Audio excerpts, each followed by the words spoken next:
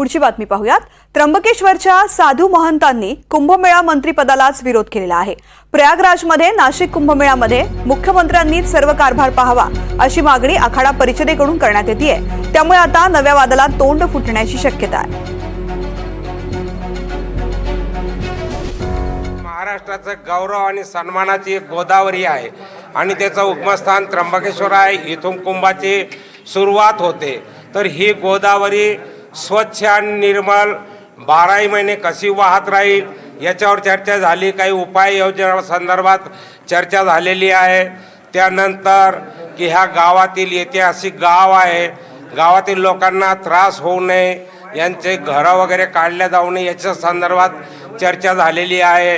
त्याचनंतर की आलेल्या साधूंना, संतांना, भाविकांना, श्रद्धाळूंना सर्वांना कशा सोयी सुविधा उपलब्ध केल्या जातील याच्यावरती साधक बाधक चर्चा झाली।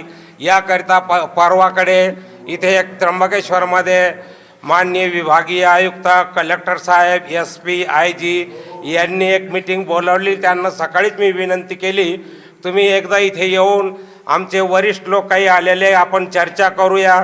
त्यानंतर तुमच्या माध्यमातून आपण मुख्यमंत्र्यांना इथे बोलावण्याचा प्रयत्न करू आणि त्यांनाही सगळ्या गोष्टी समजावून सांगू। यानंतर थेट जाऊयात, महंत सुधीरदास बोलतात। यामध्ये मी आता पडत नाही, आपण पुन्हा केव्हा तरी याविषयी करूया।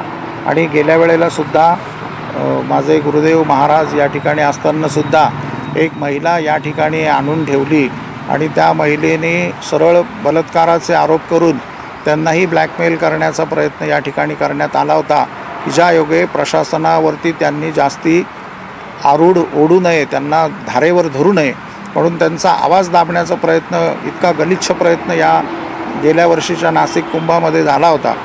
मला वाटतं आपण स्थानिक आहोत, नाशिककर आहोत, आपल्या दृष्टीने केलं होतं महाराजांनी हा गलिच्छ प्रयत्न। हा आता तुम्हाला पत्रकार, तुम्ही सगळं माहिती आहे तुम्हाला।